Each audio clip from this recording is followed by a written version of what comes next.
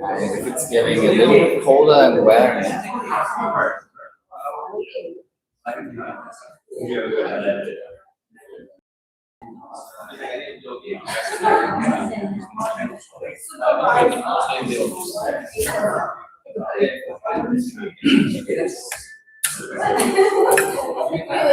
That is so you, even though you only spent 4 hours. Look at that. Are you gonna survive a nuclear attack with that thing? Testing.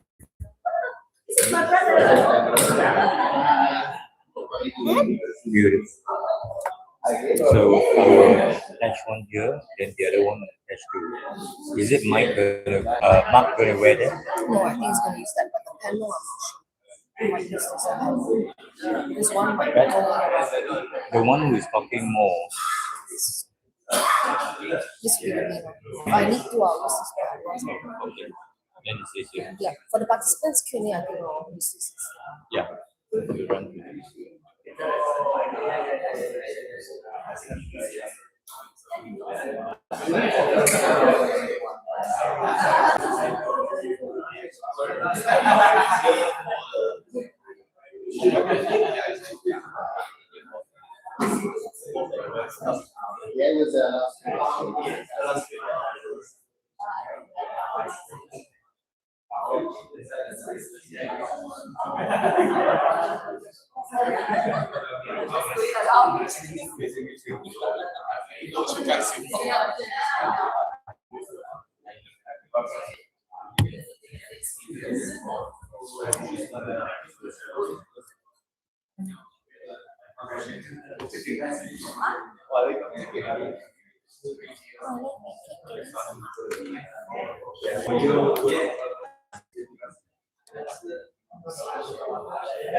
Trying to open the floor, then you should pass it.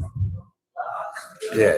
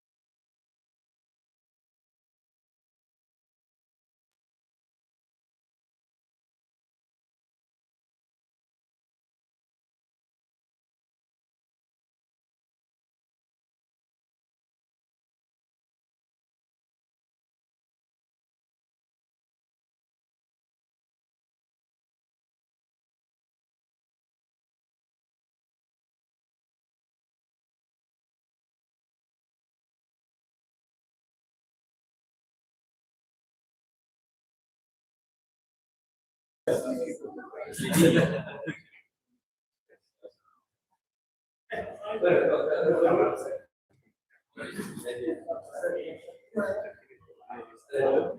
morning, everyone. My name is Chao Ying. I'm the convener of Projek SAMA. On behalf of Projek SAMA, thank you for attending the launch of Mr. Marc Saxer's book, Geopolitical Conflicts in the Wolf World, and the dialogue between him and Prof Woo Wing Thye. Moderated by Professor Wong Chin Huat. Marc is a dear friend to us and many agents of change in Malaysia. He is a leading strategist from Germany, serving the Frederick Albert Stiftung. Yes, FES, in charge of Asia Pacific engagement, and he's now currently based in Bangkok. Marc's book, show the book, asks a blunt questions.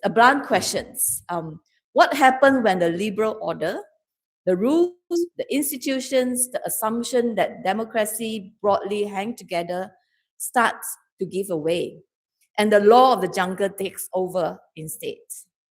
He called this the wolf world, a concept borrowed from Thomas Hobbes, 16th century England, but is so fitting for today's world when Mike is right. Diplomacy is replaced by wolf warriors' aggressions, and order is shattered by emperors at whims. This morning, I want to make the case that we don't need to travel far to see what he's been describing. We are living in the local versions of it right here in Malaysia. Let me speak to three things today. First, where we stand at home, what this means for liberal democracy more broadly, and lastly, why Projek SAMA feels that this is a conversation we must host. First, Malaysia. So 8 years ago, Malaysia was hailed by the world as a beacon for democratizations. We bucked the trend of democratic backsliding and ended 6 decades of one-party rules through a ballot box and without any bloodshed. 8 years down the road, while some reform have been achieved, I must say, ethno-religious mobilization and patronage remains the main theme of electoral contests today. That democratization has failed to incentivize policy-based competitions, but unintentionally it incentivized episode of culture war over and over that has turned some citizens to question the desirability of democracy and liberal value. They look to authoritarian or soft authoritarian model of governance from China to Singapore, joining other Malaysians who have always questioned liberal democracy on its origins or the core value. Second, what this means for liberal democracy. Marc reminds us that not only the erosions of liberal democracy in Malaysia is a Malaysia problem specifically, but it also roots on global level. On the one hand, globalizations and displacements have given rise to popular revolt, challenging liberal democracy from US to Europe. On the other hand, the US-backed liberal global order is now collapsing, as we can witness, both because of challenges from non-Western power like China, Russia, and Iran, but also because US themselves is predating its allies from tariff to territorial claims. Internationally, promotions of democracy and human rights has ended, both morally and materially. Third, why Projek SAMA? We have come to believe that the political pathway, important as it is, has hit its ceilings. We cannot by itself resolve the trust deficit between the communities. What is needed alongside is the social transformations, building real trust between citizens across ethnic and religious lines, and confronting our hot button issues directly instead of avoiding them, so that whoever governs next has something healthier to work with. So part of that is this work, is what we are doing now, to bring serious global scholarships like Marc into our own conversations so that people here aren't just reacting to disorder, but we understand it and we can hold our ground with more clarity instead of despair. That's what this morning is about. It is not just a book launch. It is an invitation for all of us Malaysians to think about our own crossroads. So please join me in welcoming Marc. Thank you very much for the kind introduction.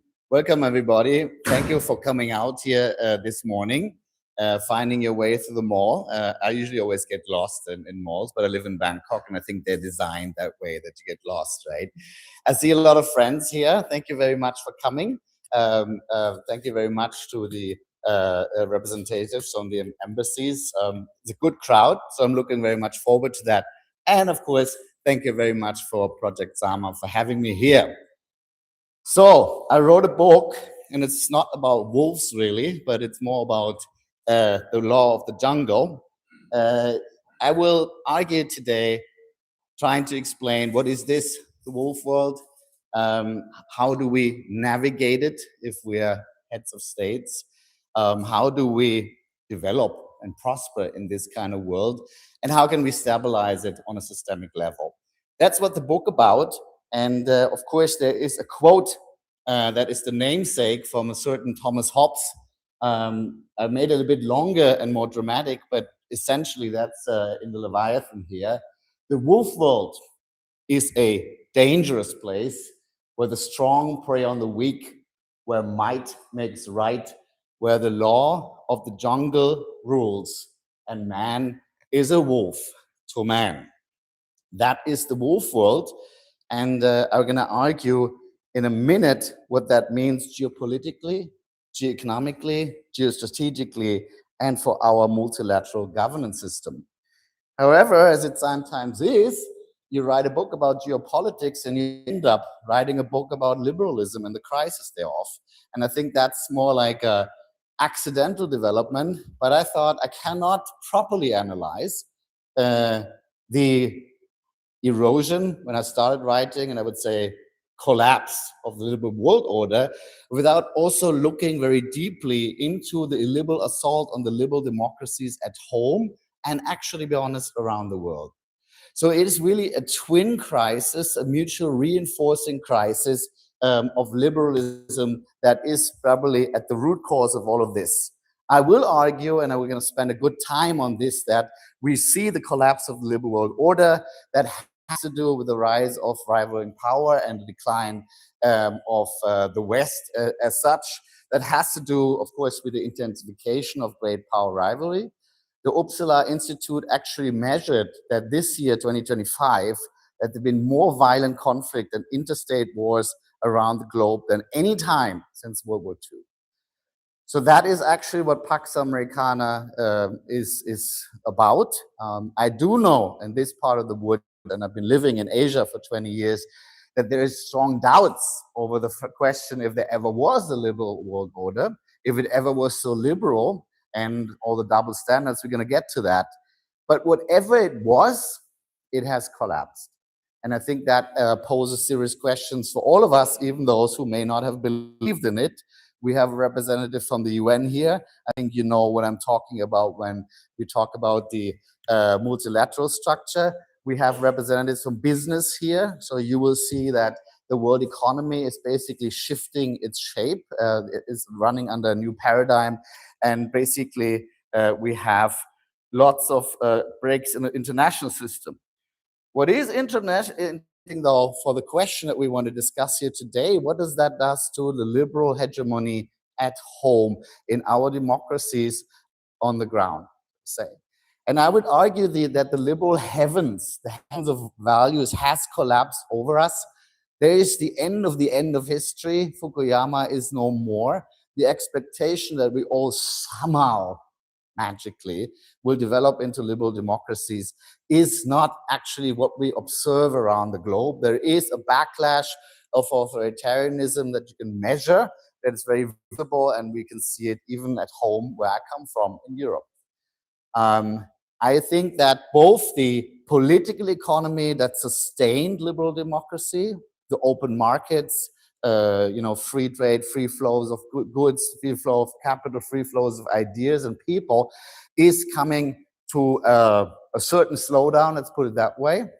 And I believe that whatever, Western democracy promotion or the possibility of being sanctioned by the so-called world policeman also is no longer a possibility, which has a repercussion at home.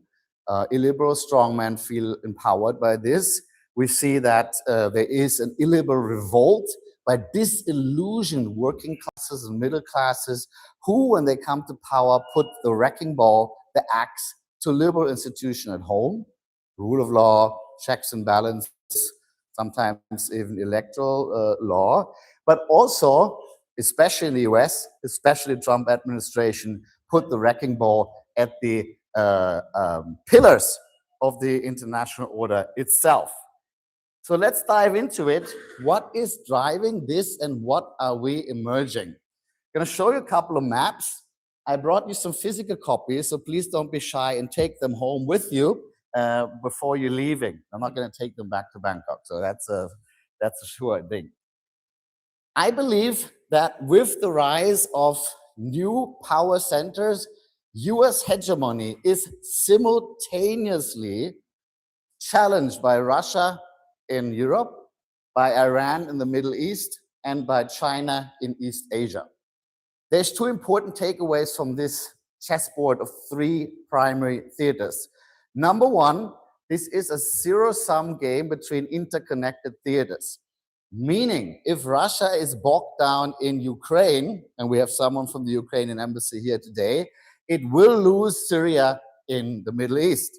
If the US is bogged down in the Persian Gulf, it cannot support its allies in Taiwan and Ukraine on the same level as maybe some of us would like to see. If Europe is bogged down in Europe, it cannot basically project military power into the Indo-Pacific. And China seems to have taken a lesson and wants to stay in East Asia and want the others to exhaust themselves as far away from their shores as possible. So it's a zero-sum trade-off between those three theaters that will actually be one of the paradigms of geopolitics of the 21st century. And it means that the official defense posture of the United States until last year to be able to fight and win three simultaneous wars can no longer be upheld, which means that the US is militarily overstretched.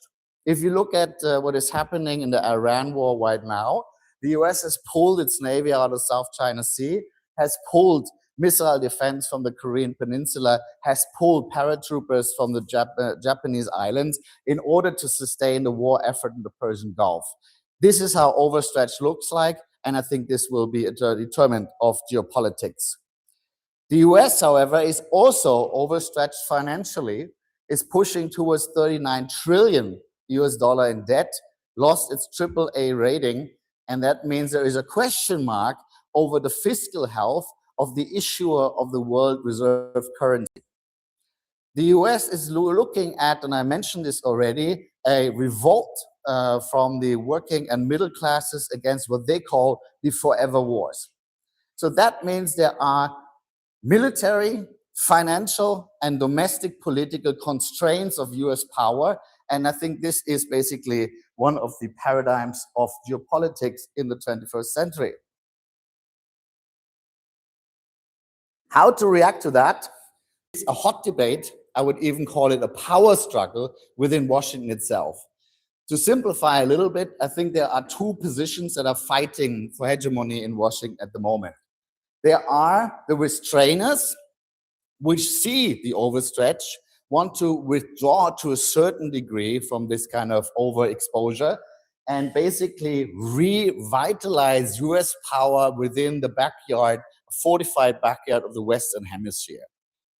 So you see the intervention in Venezuela, you see the threats for Cuba, you see the threat to annex Greenland, you see the invitation for Canada to join the US, you see the trade war with Mexico, the threats to Colombia, and so on. So this is not just a pipe dream, this is actually a reality of something that's happening.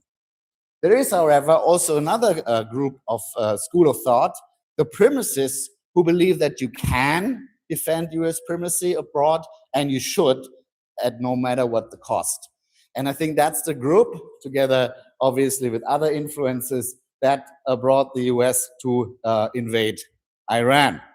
Now, this is not going so well, as we have all noticed, which means that probably in this power struggle between restrainers and primacists, also the domestic balance of power is going back and forth a little bit, is obviously attached to politicians in the government, etc. So I think this is going to go on.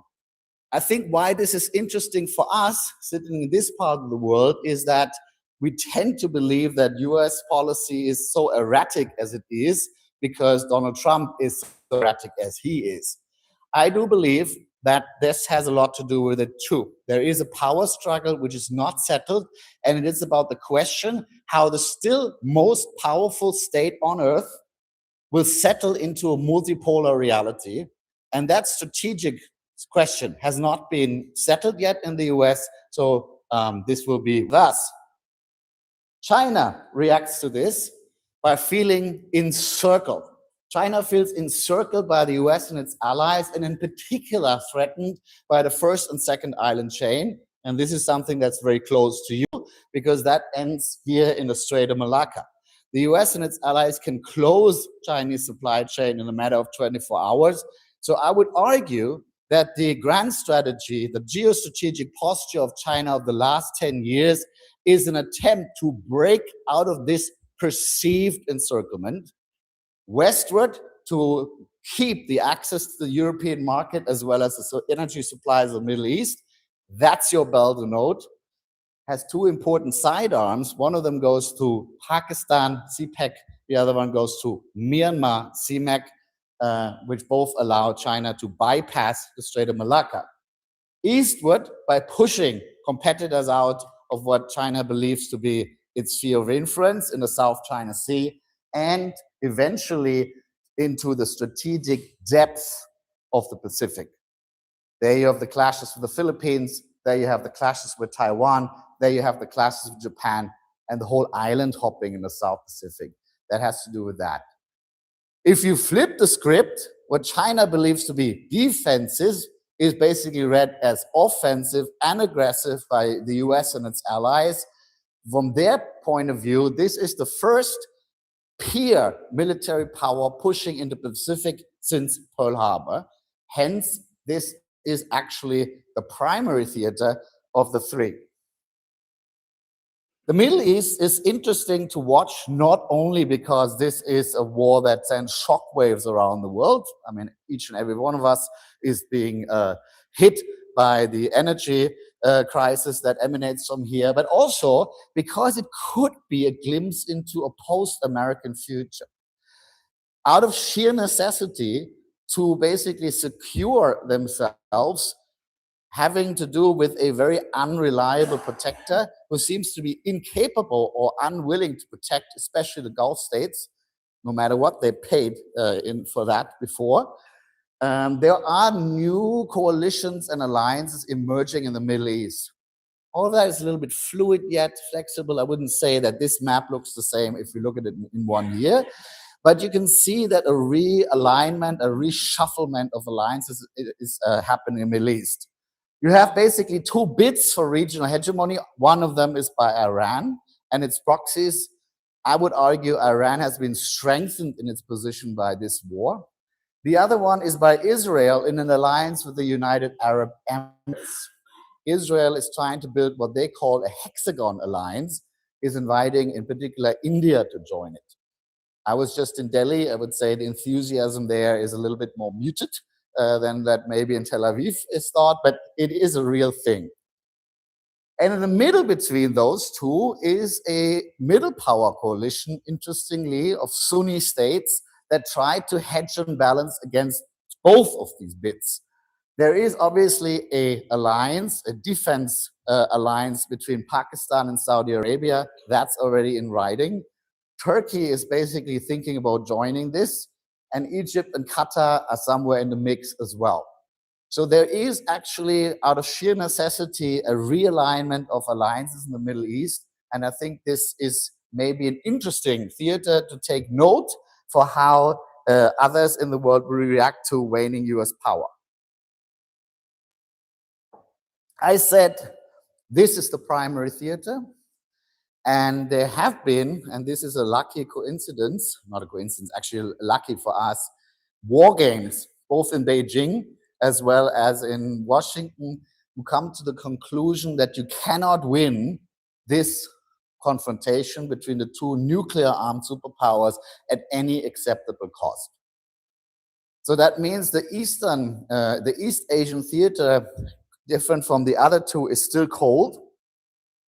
And that means that the hegemonic struggle between China and the United States is not being played out on the military battlefield, but on the field in the arena of tech and economics.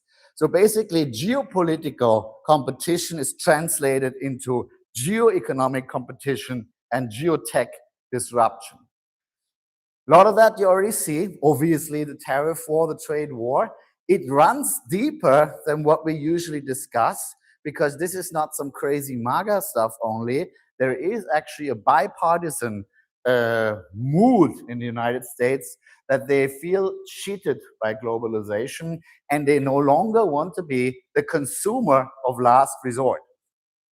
That's a huge problem for the rest of us, because the consumer of last resort, the United States as a global consumer, it actually has been the engine driving the globalized economy for several decades.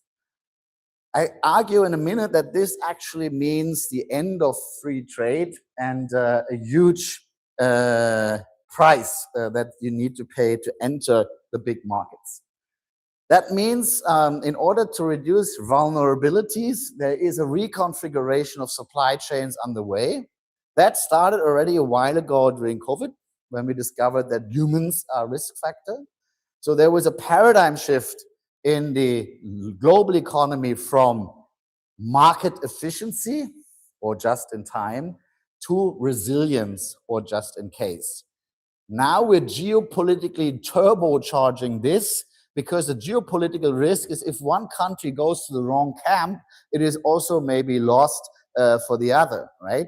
So it's also friendshoring that is basically added to the whole rear, near, on, and whatever shoring that's going on.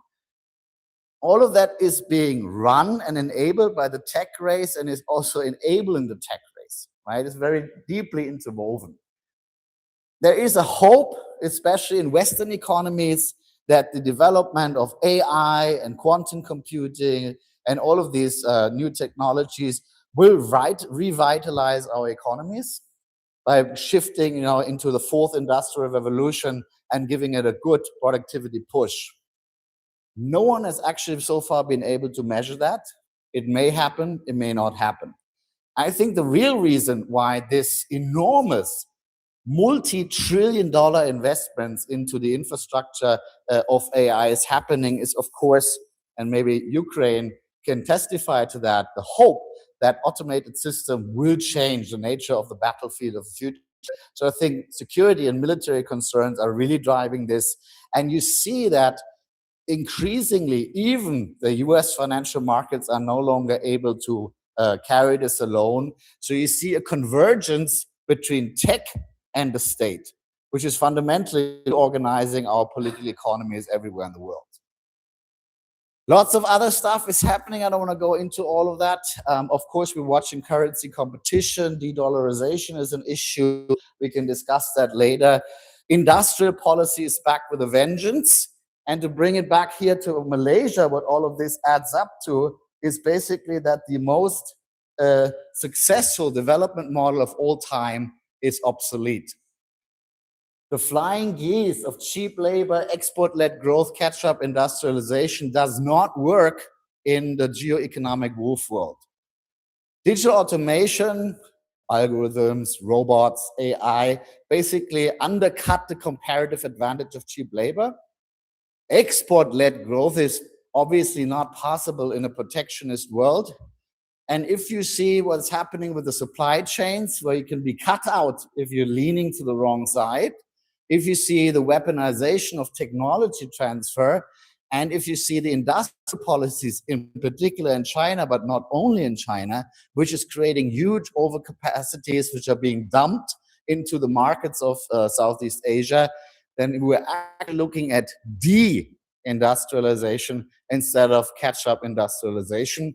That's a problem that pretty much every state in the world has to cope with, and that has huge implications for our prosperity and social peace. If all of these things are happening, obviously the superstructure cannot stay intact.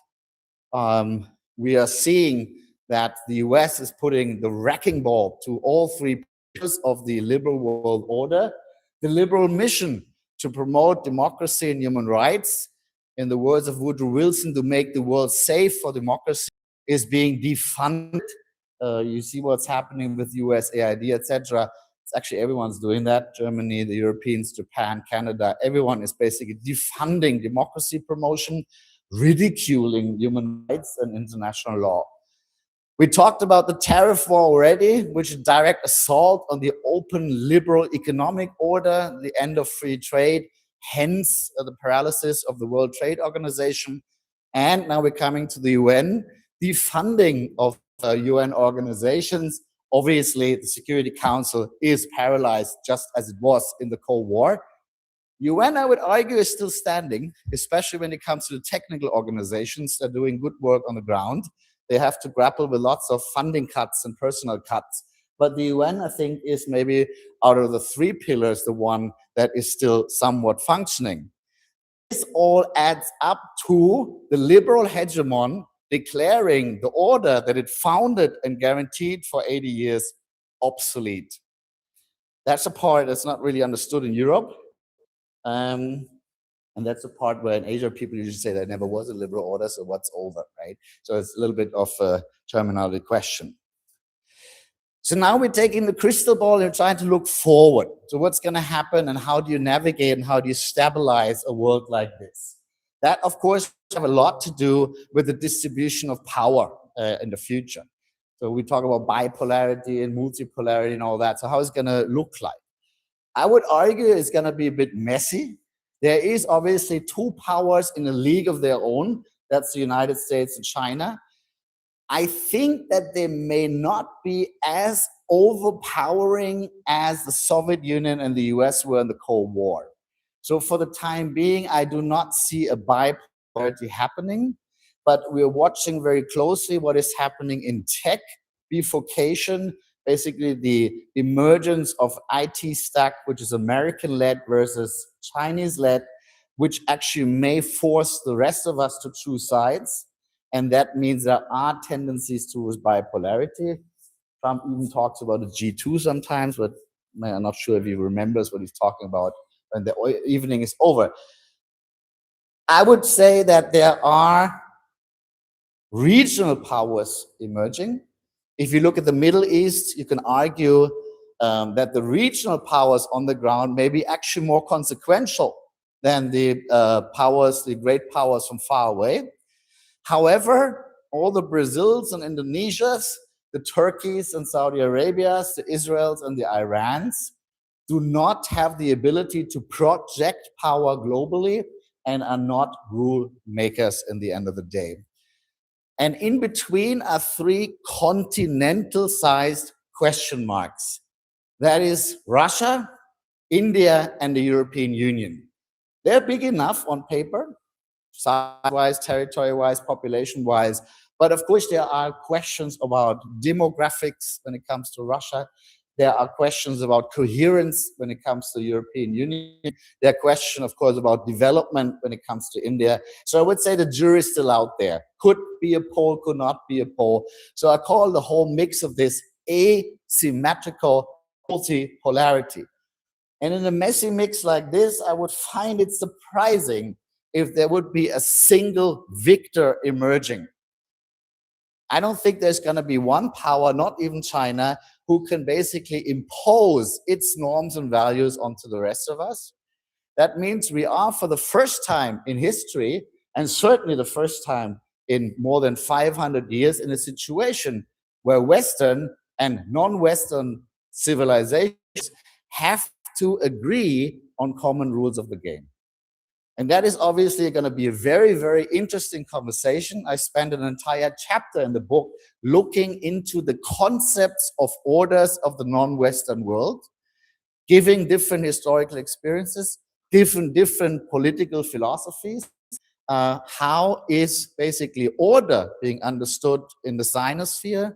How is order being understood in South Asia? How is order being understood in the Islamic world? Different and, of course, contested. If you look a bit closer, nothing of that is monolithic. There are hot debates going on in all of these civilizations about the right concept of order.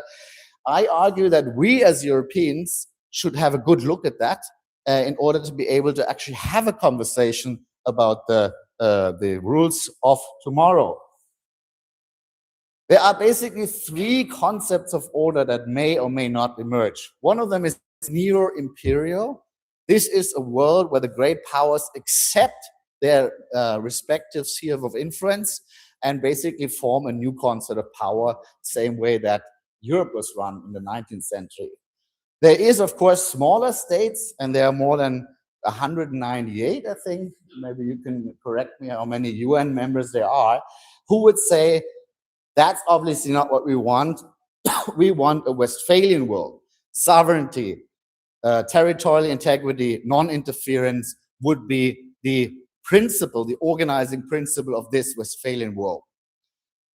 I personally believe that none of this can work, especially not because the global challenges, from climate change to pandemics, from AI regulation to migration and whatnot, I think there is a need for more collective action and cooperation than these two first neo-imperial and Westphalian orders can provide. I think there is still a need, for instance, for the UN. But I'm also not naive. I don't believe that the UN or the multilateral system in the shape of 1945 can survive. So basically, what I propose is a thinner institutionalization. Some of the liberal inventions of the post-Cold War probably will wither away, no matter if we like that or not like that. And I think there is a way to reform multilateral organizations, United Nations Security Council, IMF, World Bank, and so forth, by giving greater say, greater representation for the rising powers of the global South, which will be, if I may say that to my friends from Europe, at our expense, because we are going to go down. It's a very complicated conversation back in Europe, but I think that would be a way to save this. The most complicated conversation, and this is where we'll end today, is about values and norms. There is a deep, understandable, and justified frustration at Global South about the double standards of the West. Frankly put, a life in Ukraine seems to be more worthy than a life in Gaza. And this is not to diminish a life in Ukraine. This is to say there's a problem with the way we deal with a life in Gaza. So double standards are real, and I think a lot of people in the Global South are saying, your stupid order there and universal rule is only a fig leaf, basically, for Western domination. This is probably the only time I'm going to speak as a German. And I would say, I would warn to throw the baby out with the bathwater. The universal international law and human rights have been actually a reaction to the civilizational breakdown of 2 world wars and a Holocaust. So I do not believe it's a great idea to do away with this entirely. I see that there is contestation and doubts, but I would make the case that universalism, international law, is still valid. So I would want to see a compromise that actually reflects what happened at the Helsinki Accord in 1975, where the East and the West basically both embraced universal values as a norm, but forswore intervention. Universalism without interference, universality without intervention, I think is a compromise that could also work today. And that puts us into a post-hegemonic, post-American, post-liberal world order, which I believe is maybe the best of the bad worlds that the wolf world is. Thank you very much.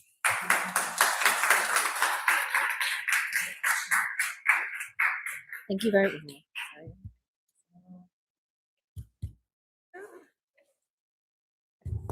Thank you very much. You guys hear me? Yeah. So thank you very much, Mark, for this incredible speech and presentation. So we'd like to proceed next to the panel discussion, and I'd like to invite Mark himself, also Professor Woo Wing Thye, just right here. Professor Woo Wing Thye is actually a renowned economist, and he is also a part of the University of Malaya. Last but not least, I'd like to also invite Professor Wong Chin Huat. Yeah. Yeah. But yeah, Prof Woo, if you'd like to proceed first, let me. Thank you. Good morning.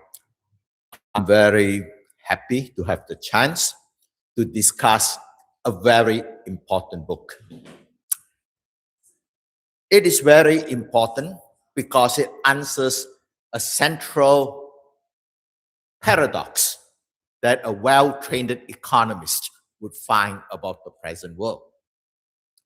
Economists are trained to think that the most important objective is to maximize economic prosperity, maximize material conditions for the population. And our training says the way to maximize it is thanks to Adam Smith's insight that productivity is created when there is division of labor. Division of labor is possible only when people can trade with one another. So the greater the degree of trade, the higher the productivity. And so what we want is to maximize the amount of trade.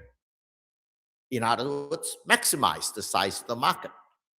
So economic globalization is seen as the key to maximizing economic prosperity.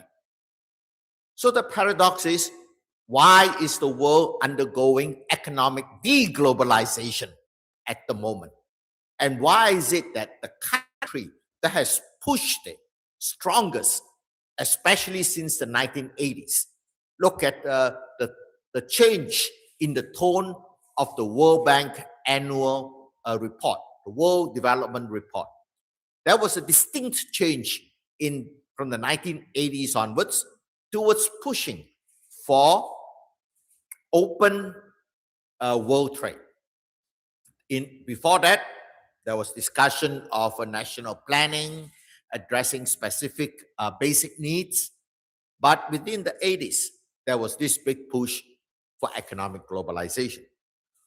Mark has given us a very insightful explanation of why the economic deglobalization is occurring. And not only why economic deglobalization is occurring, but also why war has broken out in a number of places. The reason is the wrong impression to get is that he's talking about the emergence of a wolf war. What he is really talking about is the re-emergence of a wolf world. Basically, we had lived in a very unusual time where the wolves did not fight. And why they have not fought can be attributed to a number of reasons. And during the long peace where the wolves did not fight, countries were able to undertake investment. People were able to accumulate knowledge. And the result of both of them was an unprecedented economic growth. For example, if you look at the elimination of poverty in the world, nothing beats what has happened between 1949 and to today, which is roughly 80 years. If you look back at any preceding 80 years in the world, you would not see such a generalized rise in economic prosperity. And of course, the star pupils of the rise would be in East Asia. You look at Taiwan, China and Japan, they have certainly exceeded the Western Europeans. Oh, and Korea, of course, being a star student. What has happened is that the very success of economic globalization has produced, in Marc's telling, outcomes that have caused internal breakup because the focus was very much on generating economic prosperity, which is maximization of material production, with much less attention on the distribution of that increased prosperity. And that lack of concern for the distribution of the increased prosperity led to widespread discontentment with the global order. And furthermore, Marc talks about the re-emergence of the wolf world comes not only because the biggest wolf is having a stomach ache because of internal turmoil, but because of the appearance of new wolves. The first new wolf that appeared was Japan, but Japan was never really big enough. At its biggest, Japan, using the market exchange rate, is 2/3 the size of the US. And if you use the correct exchange rate, which is the purchasing power parity, Japan was never more than 1/3 the size of the US. So there was a new wolf, but it was a puppy wolf. China exceeded the US in economic size on PPP terms by 2016. And this appearance of China has led to the breakdown of the global security arrangement that had maintained peace in the world and which allowed the growth. What was the existing global security arrangement? Oops. Okay, let me do it. Thank you. Sorry to make you guess. Oh, okay, thank you. Well, the first instinct is, in this age of nuclear war, we cannot afford to have a direct confrontation between the US and the Soviet Union. Proxy wars is okay, as long as we fight through partners through non-nuclear ways. So, to prevent a direct clash among themselves, there were two pieces to that security architecture. The first one was realized very early in 1945 in Yalta, where basically USSR and USA sat down and divided up the world. It is no accident that the border of North Korea and South Korea is a straight line, because it was a man-made. You know, this is yours, this is mine. And why Berlin had exactly that line through it, because this was mine, this was yours. And similarly, Eastern Europe, Western Europe, recognizing that there are areas of contestation, like China was undergoing civil war, it could go either way. And Africa was open territory.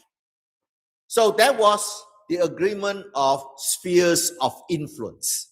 That was very clear. But they realized very quickly the delineation of spheres of influence is not good enough. You also need to have restrictions on how much nuclear weapons we could each have and where you place the weapons. So this was brought through in the 1962 Cuban Missile Crisis, when the Soviet Union put missiles in Cuba. And how did the US get it out? Blockade and the agreement that the US would remove its missiles from Turkey, which was right on the Russian border.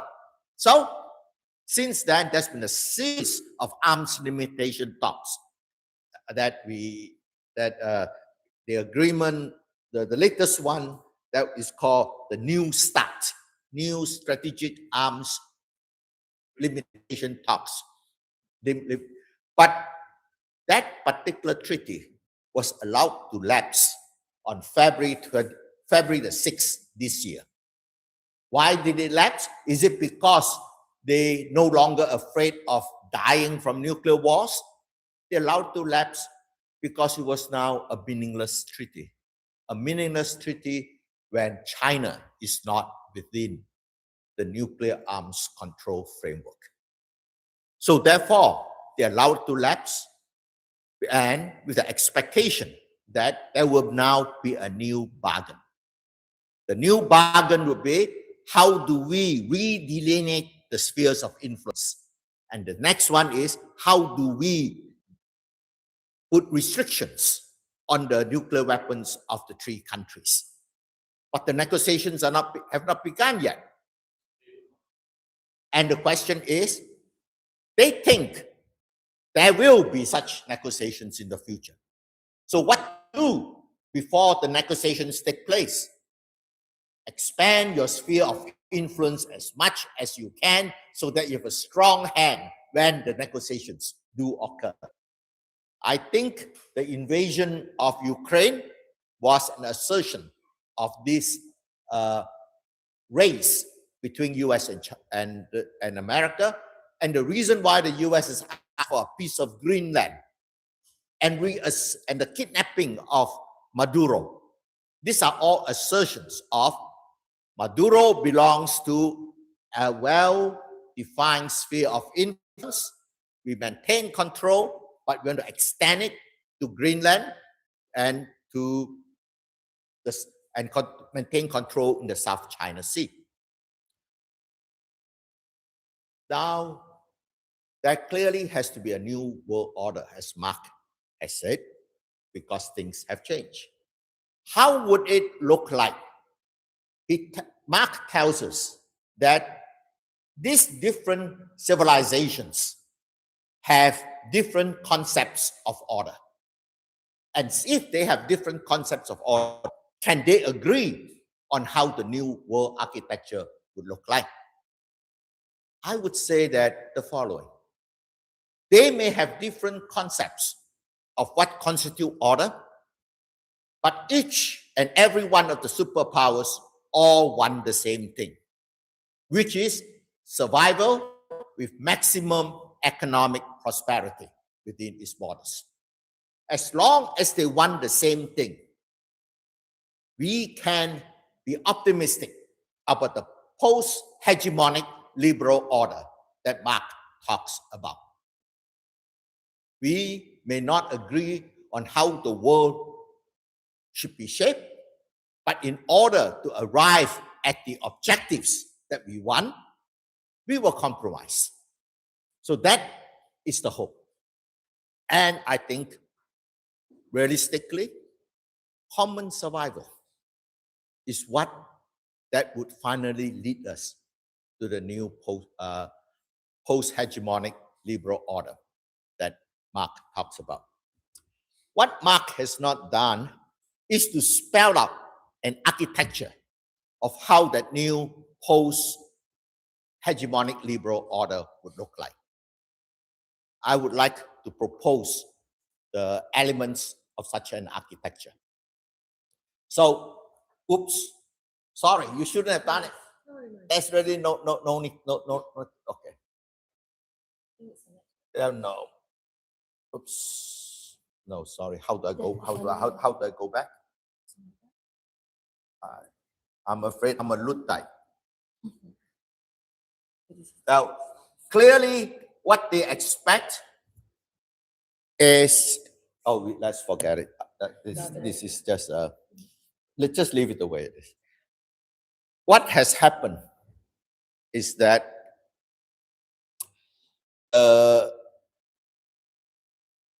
the anticipation of new delineation of spheres of influence has led to this defensive race to expand the sphere of influence. What do the middle powers think about it? Clearly, the middle powers would rather not belong to any single sphere of influence. For the simple reason, it would certainly limit your economic prosperity. You maximize your economic prosperity when you can maximize your markets. You can sell it to everybody, not just to one within your sphere. This is why we see, therefore, a desire not to jump into any new sphere influence by the middle powers, but to think about forming one themselves. This is exactly what Macron suggested when he came to the Shangri-La Dialogue last year in Singapore.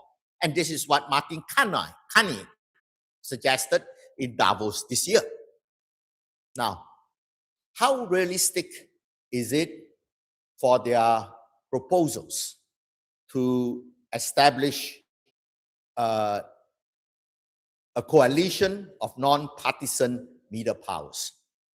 One thing for sure, neutrality is not gained by a country announcing that it is neutral. When a country announces that it is neutral, it is inviting annihilation by the existing superpowers. The reason is very simple.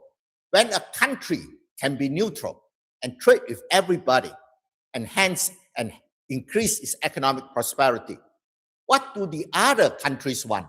They also want to join in the neutrality. And if Malaysia, which always says neutral, is now that is cause strengthened not just within ASEAN, but by Australia and by South Korea, what is happening to the US military alliance? This net of neutrality is the unraveling existing military alliances of the superpowers. So what they would do is to crush it. It's just like during the Peloponnesian War, the island of Milos told Sparta, we're going to be neutral. We're not going to be involved in the fight between Athens and Sparta. And the Athenians realized, if you are neutral, everybody starts being neutral, my alliance will be gone. So they kill every man and kidnap all their women and send them to slavery. And if you look at the neutrality of nations like Belgium, that was declared after when it was founded after the Napoleonic War. What happened? Its neutrality was violated twice when Germany took the shortcut to invade France.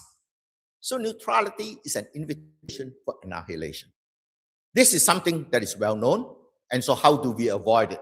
The way to have avoided it historically is let's form a club so we are big enough to be able to push back.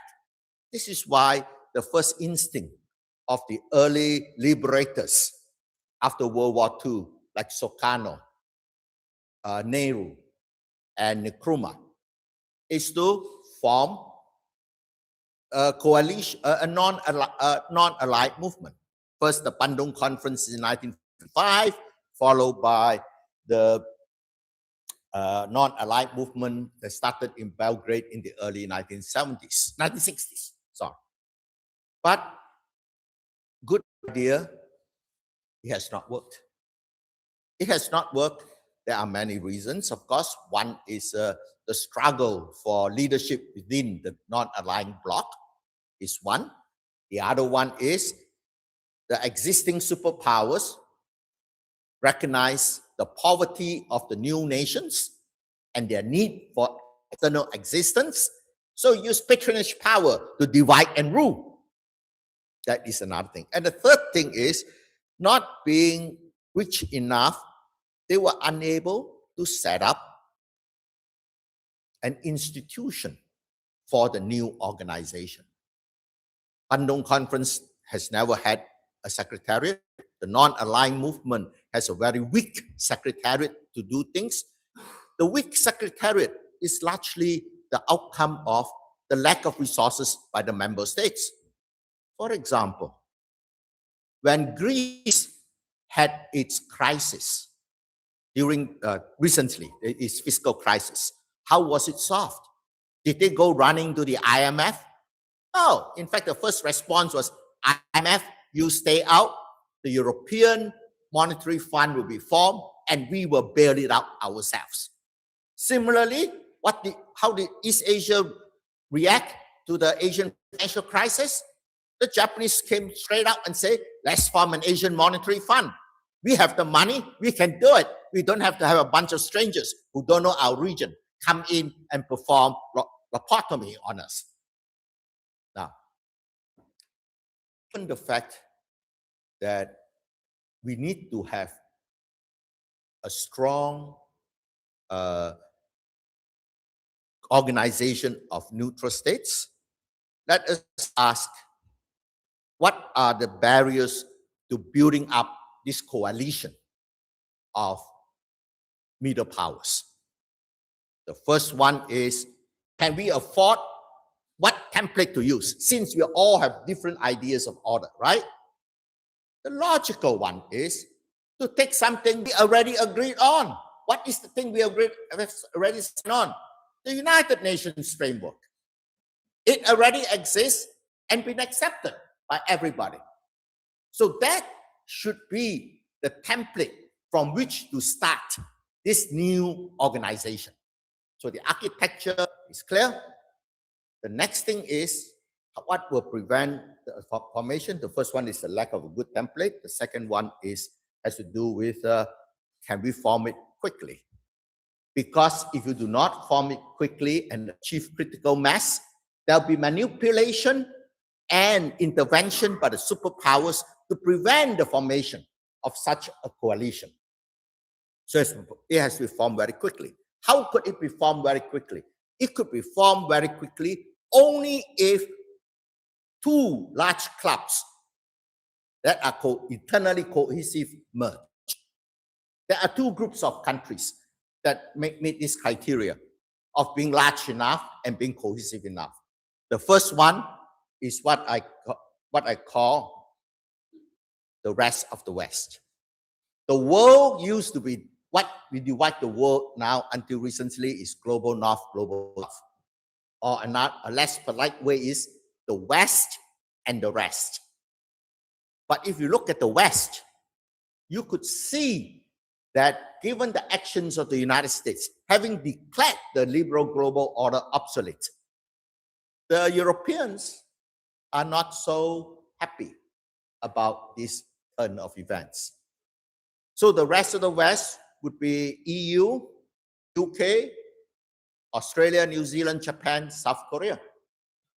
They are a relatively cohesive group, united by by democracy, certainly. And the other group, this rest of the West I talk about is as big as the US in GDP and with a population twice as big. And the other group is ASEAN.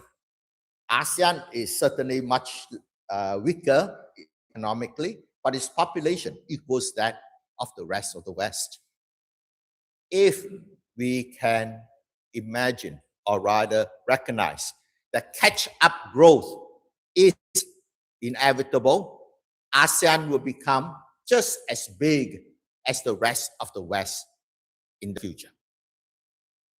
So what they need to do is to be able to get together and maximize their economic growth as much as they can without being in a sphere of influence.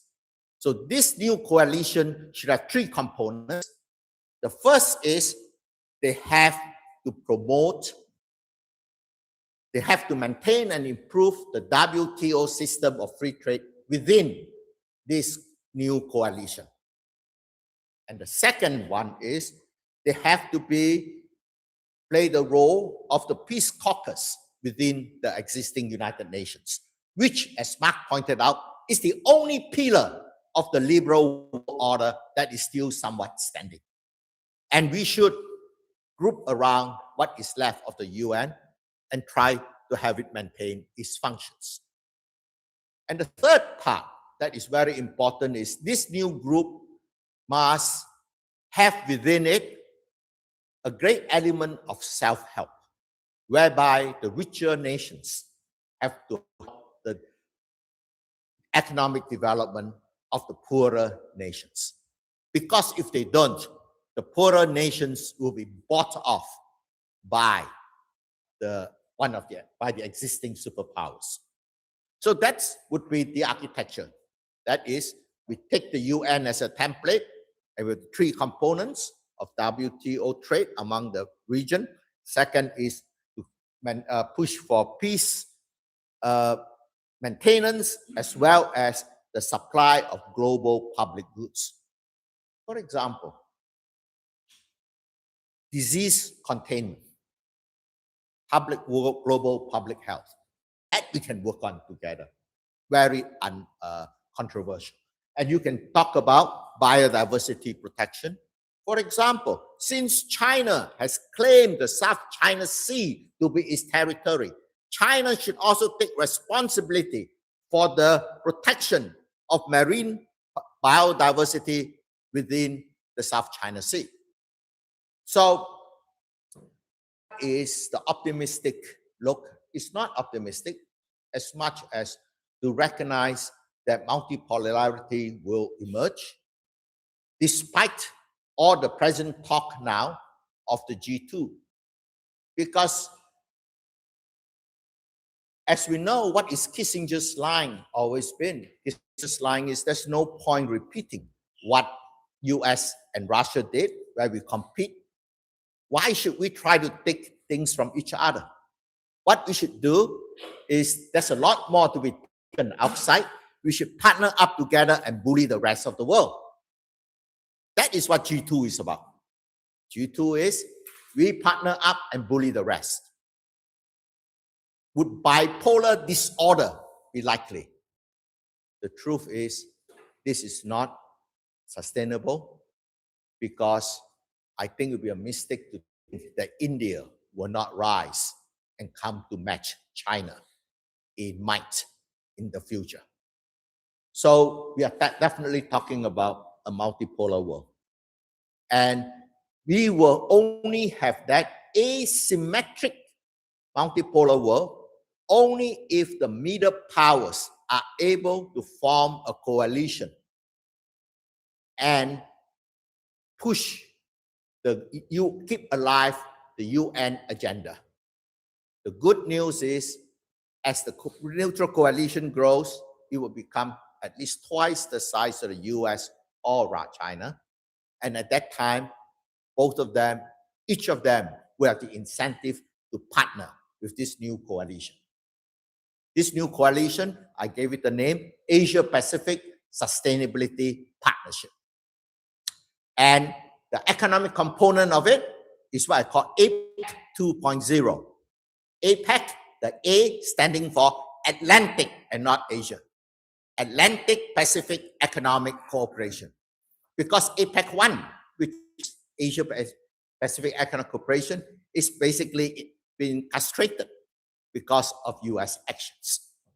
So I therefore think that with the survival and growth of this new organization, there will be an incentive for each of the superpower to partner with it. And if one of them joins, the others will quickly follow, largely because otherwise they'll be isolated. And in this outcome, we will have a revitalized and improved UN system, bringing to fore the post-hegemonic liberal order that Marc talked about. I think we'll go into more details in our discussion. Thank you. Thank you. I would like to invite Marc to join me. Yeah. Thank you very much.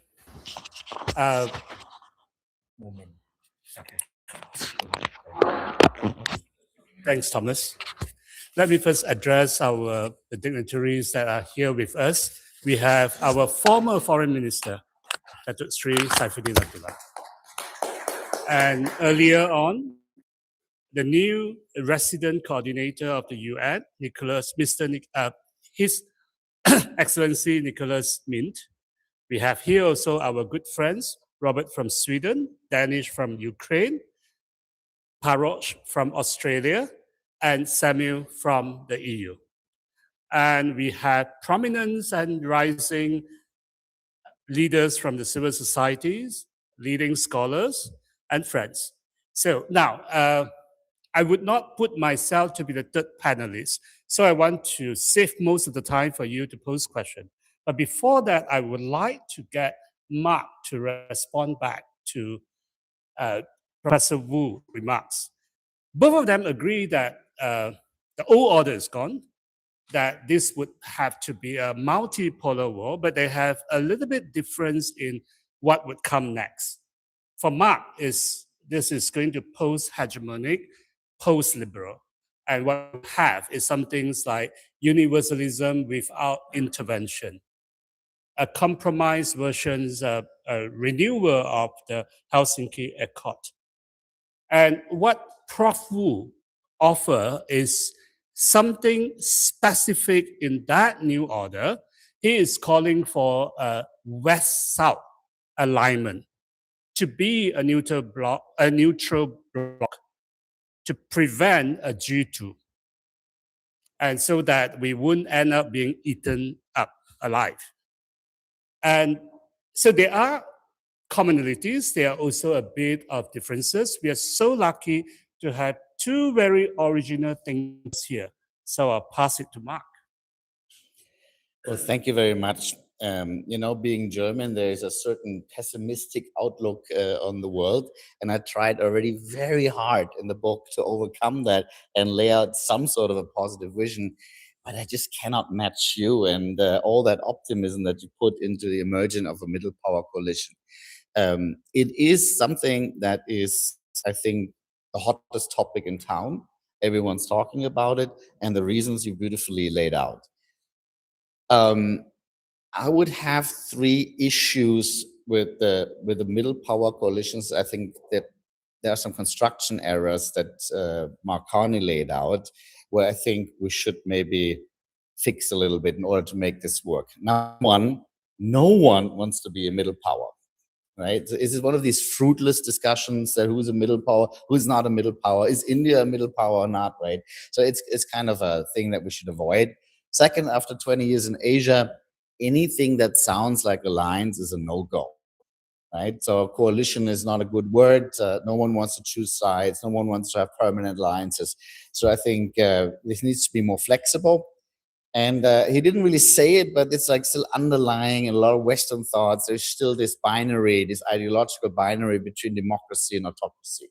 Also no-go, I think. I think what I propose is partnerships in the middle, flexible, issue-based, flexible and fluid geometries between greater and smaller powers. You're gonna need the Qatars and the Singapores, Norways and the Switzerland just as much as you need the bigger middle powers. And I think you should maybe start with low-hanging fruits. The reason you actually already mentioned, and is already happening, of course, the US and China are breathing down the neck immediately. As soon as any of these middle power coalitions are happening, the US and China are breathing down your neck.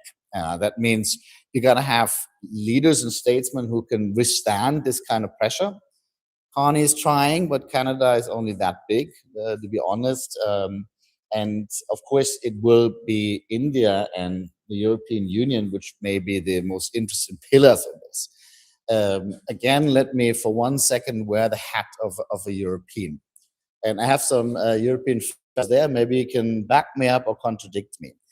The US and Europe had basically two functions. One of them was defense in the East, in the Cold War, but now basically against what in Europe is widely perceived as the Russian threat, right? But it has another functions, and that was actually to reassure the smaller European neighbors against the German hegemony, right? So if the US really does withdraw from Europe to a certain degree, and I said this is a debate in Washington, it's not a given yet, but it's a debate, and we saw that they do withdraw some troops, they have reduced help for Ukraine, etc. So it's not a non-discussion, it's actually a real thing. I think, the German chancellor walking around boasting that Germany is building the biggest conventional army on the continent is just raising a lot of eyebrows in Paris and Warsaw already. And this will continue, even though a lot of Europeans are right now begging Germany to rearm. I think in 10 years that's going to look different. So that means Europe is not only losing a security guarantee, it's using an offshore balancer, and that is a problem actually also in other parts of the world. So, when I have conversations with the Chinese, they're basically having the same conversation with the Japanese and the Germans. And they're saying, why on earth are you doubling down on those Americans? They're leading you by the nose ring, and you're not getting anything out of it. That is one of the reasons. It's much more complicated, because Europe also, and I think you said beautifully, and I completely agree, it's a re-emergence of the wolf world. The wolves never went away. And in Europe, after the collapse of the Roman Empire, this continent has been at war with each other for 1,500 years. We only basically stabilize this because there's no hegemonic power in Europe. Germany is too big for Europe, but too small for the world. So that's the German dilemma, always been. So stabilizing Europe is a complicated architecture, and the offshore balancer managed to do that for 80 years. So if you take that piece out, we're in trouble, right? European Union is in trouble also because it's been a unique experiment in human history. We have founded an entity that doesn't even have a name, right, out of treaties. So in that sense, Europe is a miniature rule-based order. Can a miniature rule-based order survive without a protector and without a rule-based world order? This is an open question, and I think this needs to be addressed. So that means Europe is in a pretty vulnerable situation right now, and hence the hesitancy to join these coalitions.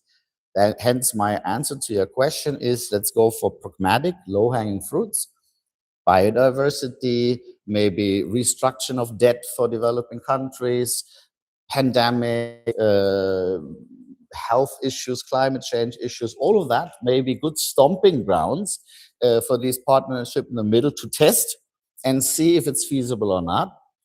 I would be more skeptical when it comes to the hardcore security issues that at the end of the day have to be resolved. Fair enough, in the Middle East, we see something like this emerging, but of course, only a year or two old, so we have to see how that fares. So I think the jury's out, but that is where my feeling is we should go. Thank you, Mark.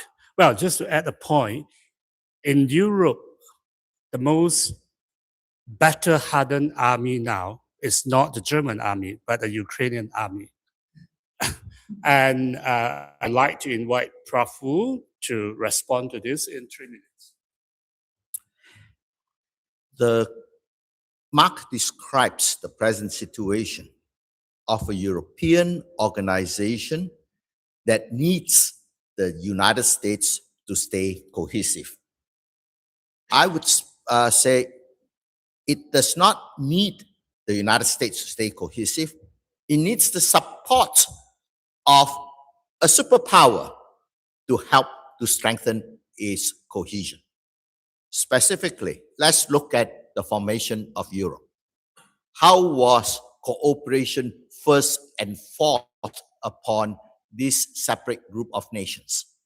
After the World War II, we know about the Marshall Plan by the United States. The Marshall Plan was defined the following way. Each country is not allowed to come to the US with shopping list.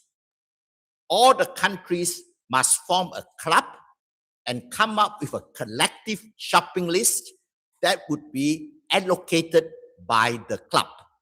That was the European Economic Cooperation Organization. In other words, the US said, I would help you out if you talk to me as an organization. And what happens? They were able to work a lot of problems out among themselves. The first crisis was the rearmament of Germany. The French objected to it, and the Americans say, what we would do is to strengthen NATO command so that the German army cannot be moved without knowledge by Central Command, making unilateral action within NATO impossible. So they play a very important role. But then the Europeans had its existential crisis in 1966, because the Treaty of Rome states quite clearly, we are on the road to full integration. There'll be a European Parliament, and this is a matter of time of when we do it. But de Gaulle did not want a united Europe. He wanted a confederation of Europe. In other words, a collection of independent states, each with veto power. So how was that resolved? That was what I was called the Luxembourg Compromise. They agree that majority rule should be the norm, but if anyone objects to it strenuously, we will consider and take no action until we all have agreed on what to do. So what happened? That saved the European Union. They continue with the stated goal of unification, but allowed the veto power to continue. The continued survival of the European Union, what was then the EEC in 1966, allowed integration to happen on many other fronts. And soon it became very clear that we'll be better off if integration goes faster. So in 1986, they passed the Single Europe Act, which eliminated the national veto, allowing majority rule. But the important thing to realize is, it's the Europeans want unity. Otherwise, the 1986 Single European Act would not have passed. Now, when I say what we just saw was that EU was formed because of some infant protection from the US. The US extended an umbrella under which they could grow. And as they grow, they develop its own identity and hence survive and overrode the Luxembourg Compromise. I would say Europe is ready to move. Now the question is, who would support the new organization as it grows? Let's look at Russia. Would Russia support the APSP, the Atlantic Pacific Economic Cooperation? It depends on how we see Russia's action in Ukraine. If you think Russia was acting defensively, not wanting to have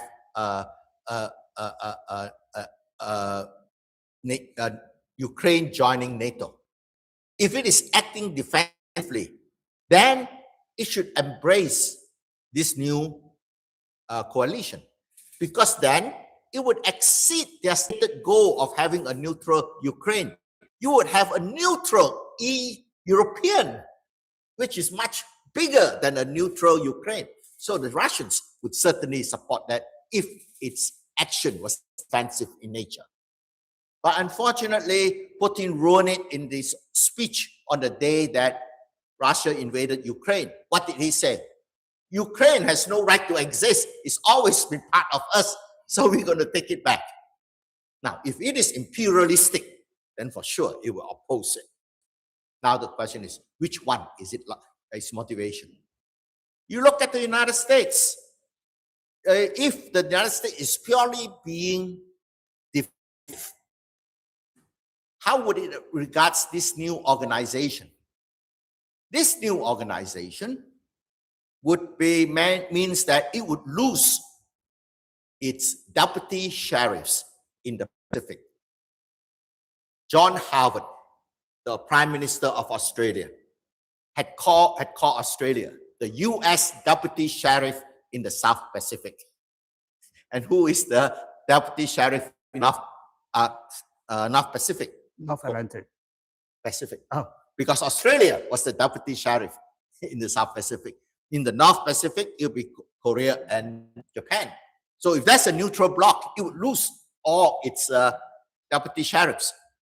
So it could say no, it would not support it for defensive reason, or if a different president comes along, he would think about it a different way. A united bloc of middle powers in Asia Pacific is even better than the first island chain. you have got the whole bloc that is neutral, sheltering the US from China. So it could agree to it and not necessarily disagree. Of course, if the US actions at the moment are imperialistic in nature, then of course it will not support the new coalition. For China, interestingly enough, if it is defensive, well, it would certainly support it. If it is imperialistic, it should also support it. Why? Because the US deputy sheriffs will have disappeared. So China is the only one that can be 100% behind the formation of such a coalition, regardless of whether its present motivations are defensive or imperialistic in nature.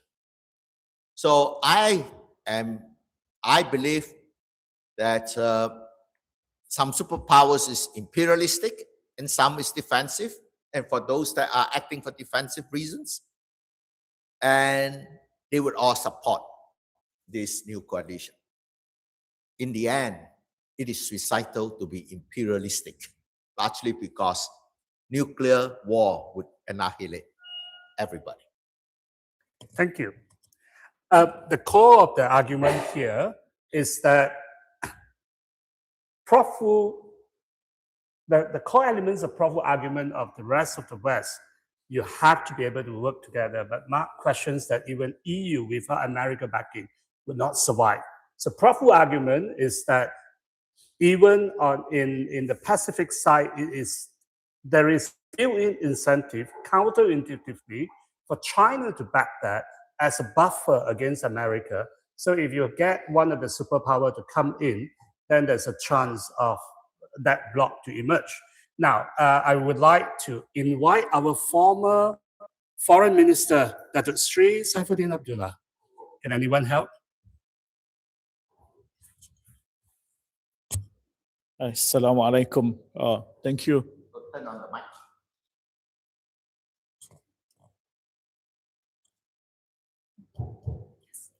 Thank you. And congratulations, Mark, on your book, and Prof, on your comments.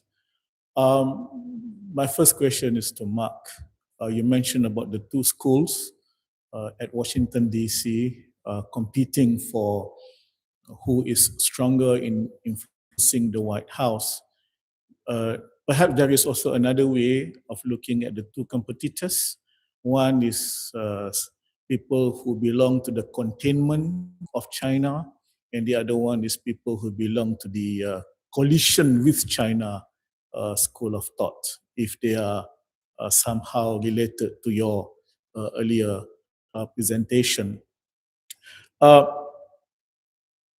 I belong to a group of people who would probably call ourselves, we don't have a name, who probably call ourselves as navigators, as and when we have ways of doing things, like if you happen to be a minister or if you happen to be in parliament, or if not, if you happen to talk to people. There are people in Malaysia and in this part of the world who strongly believe in a multipolar world.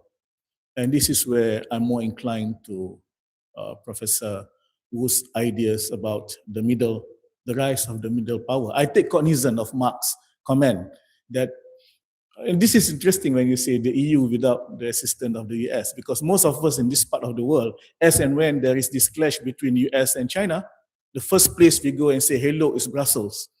Can you come and help us out?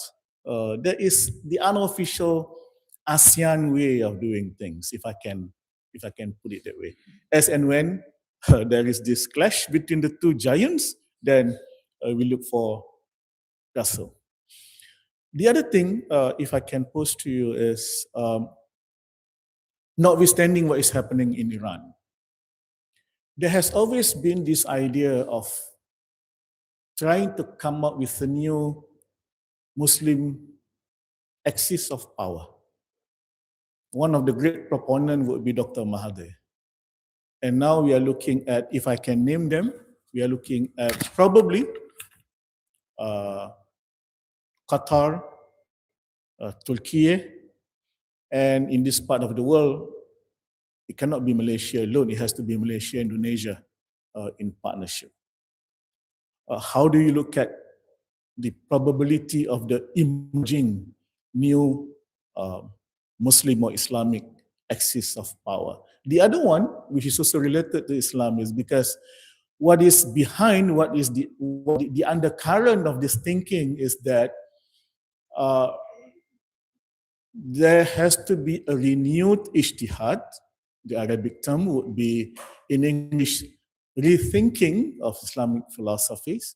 And there are three emerging ideas. Some are already being used in certain documents in some Muslim countries.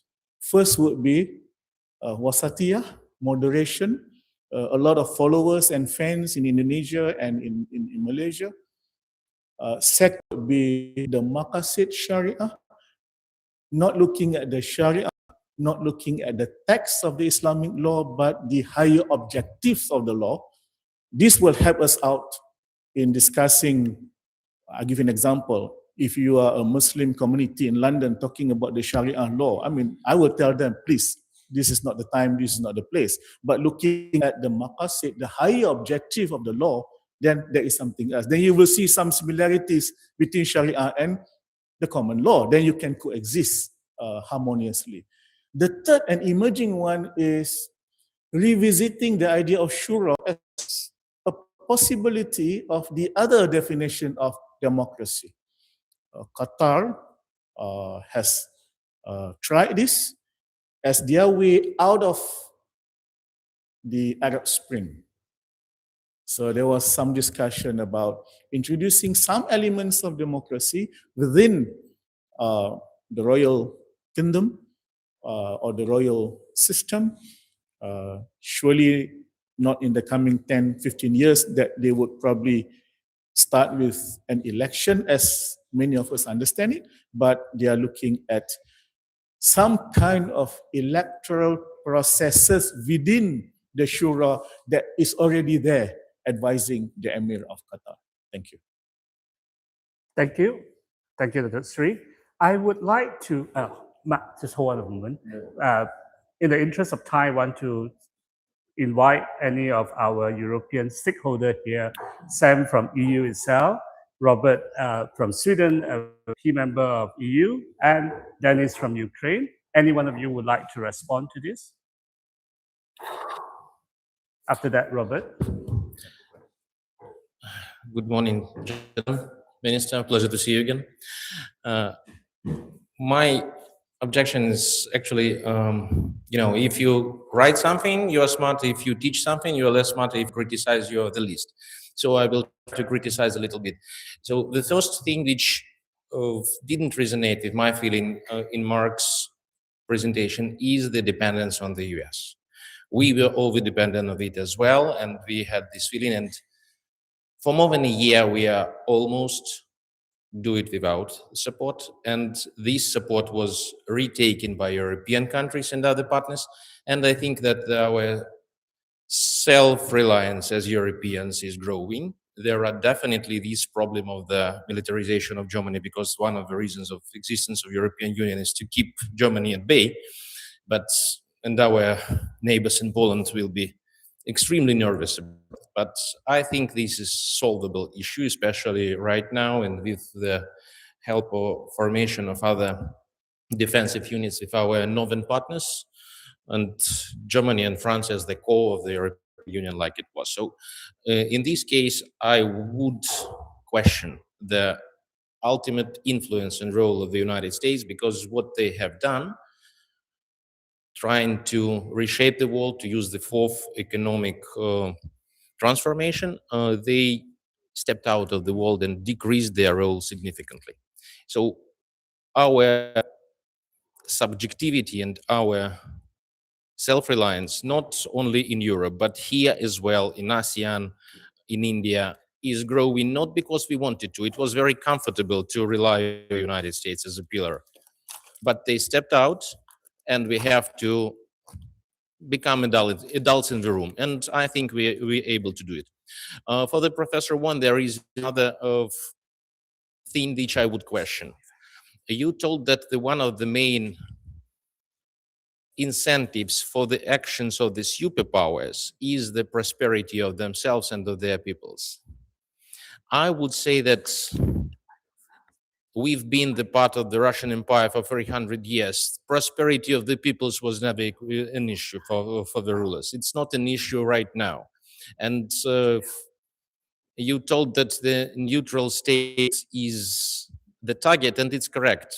Many doesn't overlook that Ukraine before 2014 was a neutral state officially. It's only after the annexation of Crimea we declared our will to join NATO to be protected. So I think that these expansionists and expansionist ideologies, they win the superpowers. We will to divide the world between two or between three. It's one of the drivers disrespectful of the needs of their peoples, of the prosperity. And this is extremely dangerous. And that makes us to become adults in the room once again. These middle powers, or call them how we want them, has to become adults. The only thing which I question, and I'm solidarize myself with Mark here, that with no formal structure, like we have here in ASEAN, or we have back in Europe, the European Union, there will be easy target to deal from superpower to the middle power directly and corrupt this bloc and to destroy. Robert, please. Doesn't work. We're good. Thank you, General. Thank you. This was a pleasure and really enlightening. And it's good to see you again, Minister. Always a pleasure. My name is Robert. I'm from the Embassy of Sweden. So just a couple of observations and points on my side is that perhaps first, maybe let's see, Mark can agree on this as well, but I might take a slight other point of view regarding the formation of the EU from a historical perspective, that even though that it was facilitated by the US, and the US were great supporters in the formation of the EU, the formation of the EU and the integration process ever since has been one of self-enlightenment and self-enlightened interest. I mean, it is clear today that 70% of the municipal decisions taken in my hometown, Karlstad, population of 60,000 people in Sweden, and that of Liège in Belgium or Lyon in France, is done by EU legislation. That is how deeply integrated it is. It took 6 years to negotiate the treaty on veterinary exchanges and establish freedom of movement for animals. Even though the UK have left the European Union, regulatory-wise, they still haven't. We are still negotiating on a lot of matters with the United Kingdom. So the EU, as of today, is deeply integrated in law, and that is something that has been driven forward out of necessity. Whenever we integrate on one matter, we quickly discover that we cannot have a separate set of rules nationally on another matter. So the integration process is a snowball that is just continuing. So EU is a bureaucratic machine. Secondly, on international rules formation of the AFSP. So this is something that I personally, it's not the opinion of my country, but whenever I hear this, the criticism of the current international rules-based order and the collapse of it, etc., and so forth, representing a small country where it's been integral for our society and our security to apply common rules. And to the great advantage of us, not least when it comes to trade. 50% of our GDP derives from trade, and we are an extremely successful trading nation. We have one of the highest GDPs in the world. Is that we're saying that in your thesis, then, Prof Woo, is that you're saying that the reason we're going to form this kind of coalition is basically to apply the treaties that we are bound by today. Now, the core question is, why aren't core articles of those treaties applied today by those parties? I mean, I can think of a few articles that are not applied in a couple of those countries today, which should be, not least when it comes to WTO rules that are circumvented or not applied. So what would change overnight that should be applied today?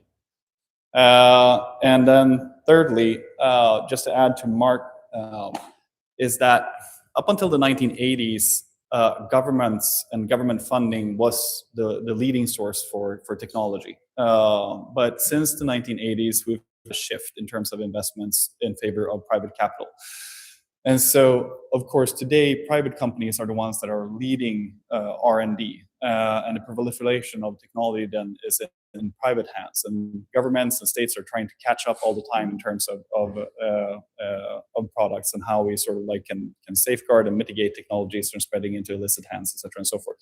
Key point there is that, in contrast to which you're well aware of, is the Cold War was that we had a first, a second, and a third world, but there was a clear economic separation between the first and the second world. Today, that doesn't exist. Regional value chains are globally integrated, etc., and so forth. It's extremely difficult to dislodge, and we're talking about decoupling, etc., and so forth. So in this world that you point out, it's just an open question. Where do you see economic security? Where do you see decoupling? And how do you see that is actually going to be successfully handled with modern, investment flows and trade flows? Yeah, it's an open question. Thank you, Robert. Over to Sam.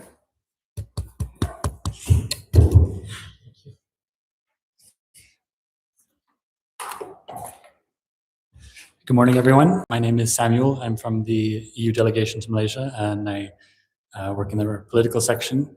So it's very interesting to be here and listen to all these political debates. And one of the slides which I found very helpful to see was the one where you presented the world order with the three pillars under attack.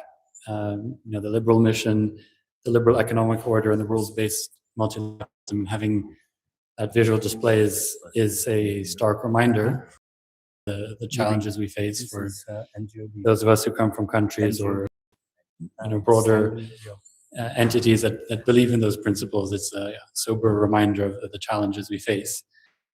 Just from, I hope some of you take away, especially as I believe some students here, and we were talking about the founding and the origins of the EU. The EU itself is founded on certain principles, so it's rooted in our DNA, and we actually have treaty obligations that oblige us to have this liberal orientation with regards to those three pillars. So the liberal mission on the world economic order and rules-based multilateralism.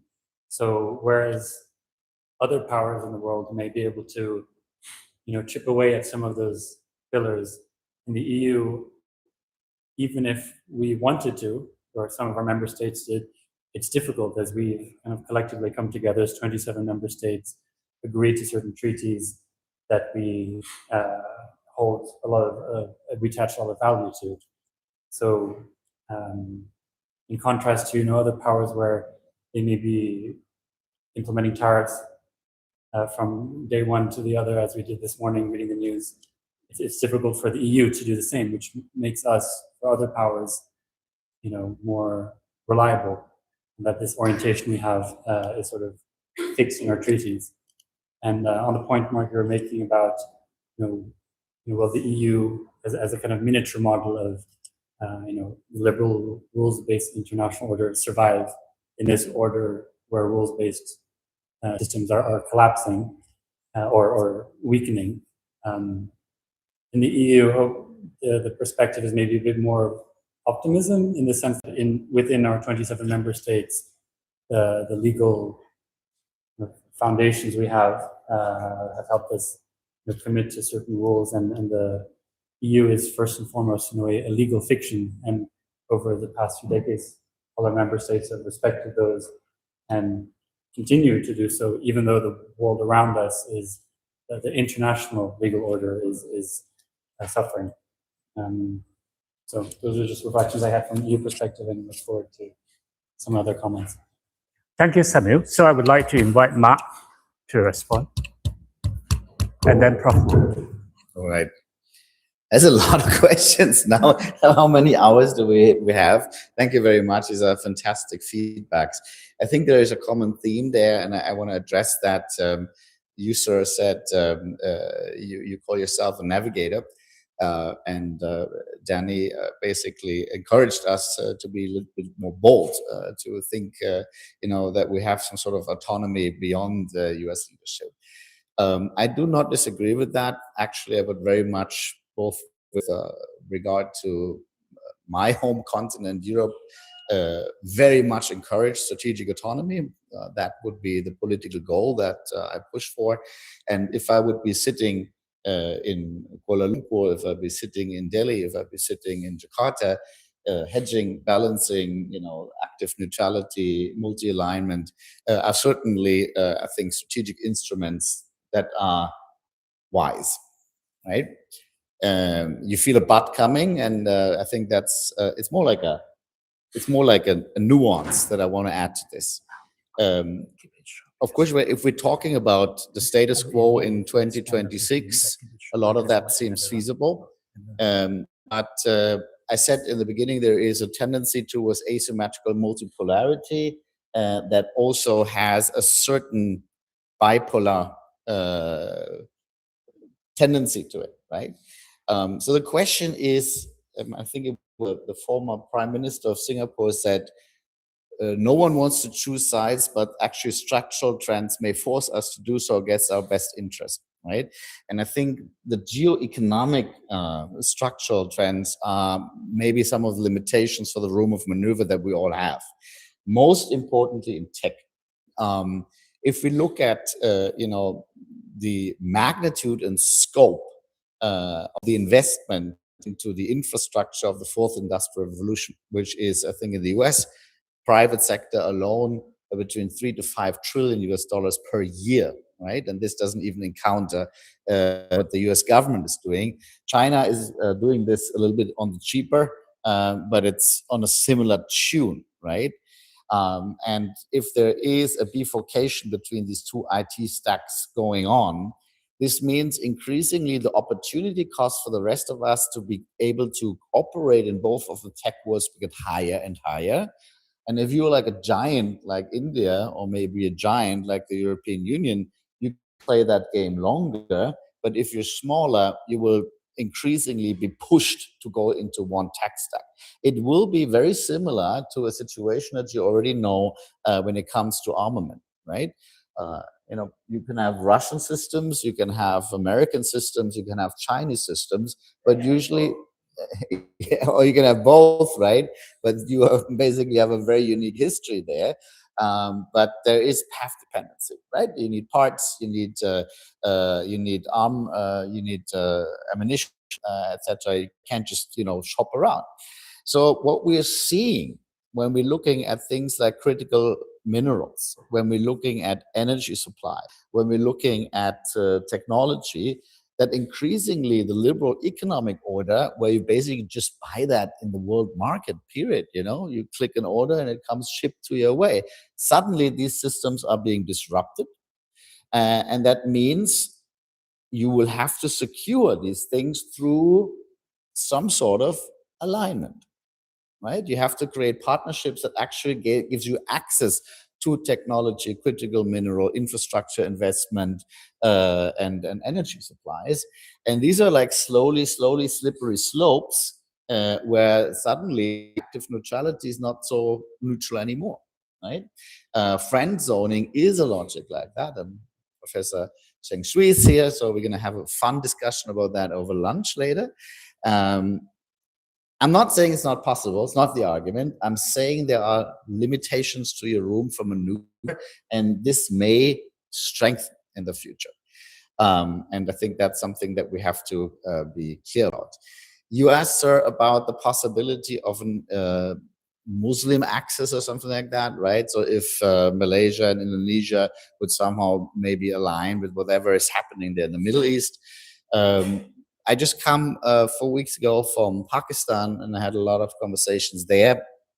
And I would say a lot of what's happening in Islamabad is basically a reaction to the strategic situation that Pakistan was in over the last couple of years. Pakistan, as a frontier state, has always been had ups and downs of its geopolitical usefulness in the Cold War and the War on Terror, and that actually helped them to generate rents, military aid, investment, and whenever that usefulness was perceived to be on the way out, sovereign debt crisis and state bankruptcy happened. And one of them happened, I think it must have been 2023, 2024, I think 24, it happened. And Pakistan went to China, its new patron, and asked for bailout, and the Chinese actually asked for things in return, railways, Quetta port, that were perceived to be too high in Islamabad, so they went back to the IMF and got a bailout. Why I'm saying this is that there has been a certain rethink in Pakistan, if maybe they have, the pendulum has gone too deep into the dragon's mouth, and Pakistan has ever since now looked for a new strategic room for maneuver, looking westward. You know, there's been a fixation on India, obviously, for 80 years. It's still there, but Pakistan is looking westward. This is where this security alignment with Saudi Arabia comes from, which has basically triggered an angry response from the UAE. They canceled their credits, and Saudi Arabia bailed them out on the same day, right? So there is a situation of vulnerability on the Pakistanis, which is translated into new room for maneuver in the Middle East. And I think Islamabad has done a pretty interesting job in, you know, positioning itself as a mediator on the global stage, right? The question now is, does that translate into the establishment of something permanent and something wider than the region? And I think it's way too shaky for that to say. Right? These are tactical realignments that are happening, interest-driven. Basically, everyone has the same security problem with that. But is that still going to be there in 10 years? It's interesting. I mean, for instance, the UAE and Saudi have had a statement on the Houthis, I think 2 days ago, which was 100% the same script, signaling that those two are also ready to maybe to bury the hatchet.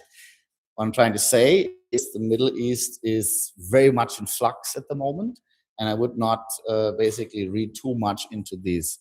The need to balance and hedge is the highest that there's been since the Americans have been the security provider. I'm not sure how much that translates into a permanent alliance. Should I stop there? Prof Woo, briefly.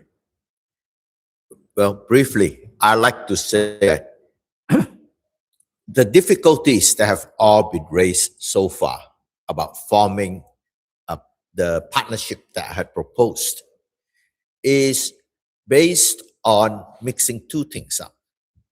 One is self-interest, which we all instinctively recognize what they are. The other thing is enlightened self-interest. This is an understanding we get only through experience and after knowing the interdependencies among the broader forces around us. The failure of Europe to act is because it does not fully understand yet. But increasingly understanding more of it is what is enlightened self-interest.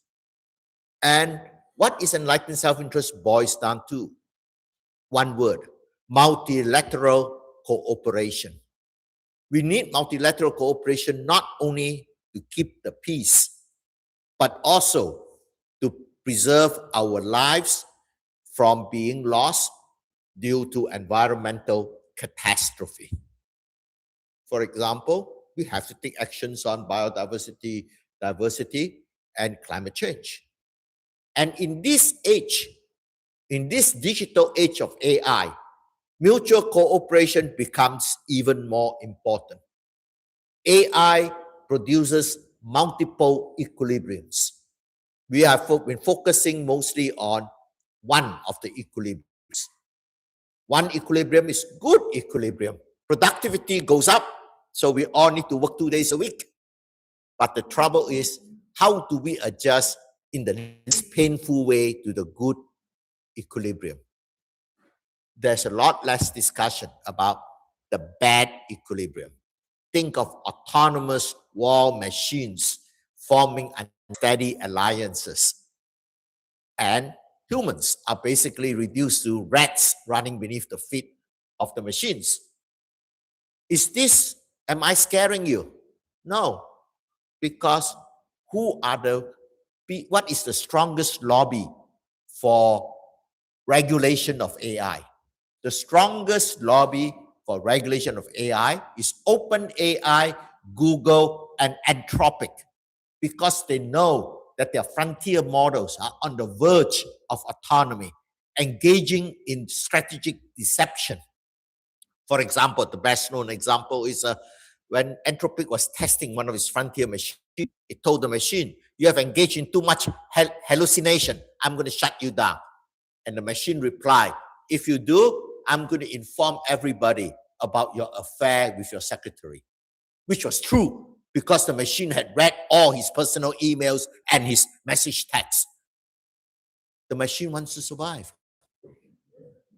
No. So what I'm saying is we need global regulation, not only on environment, not only on keeping the peace, but also on dealing with the digital challenges.